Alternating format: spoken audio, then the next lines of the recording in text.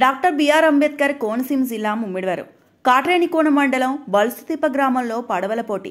చేపల వేట కోసం గోదావరిలో పడవలతో పోటీ పడిన మత్స్యకారులు. వేట విషయంలో వివాదాలు జరగకుండా అనాదిగా వస్తున్న ఆచారంతో పోటీలు. బల్సుతిప్ప గ్రామం నుండి కోటిపల్లి రేవు వరకు సుమారు 25 కిలోమీటర్ల మేర పోటీ. ముందుగా ఎవరైతే తమకు నచ్చిన ప్రాంతానికి చేరుకుంటారో వారే ఏడాది పాటు ఆ ప్రాంతంలో వేటాడడానికి హక్కులు పొందే నిబంధన. పోటీలో సుమారు 90 పడవలు పాల్గొన్నాయి.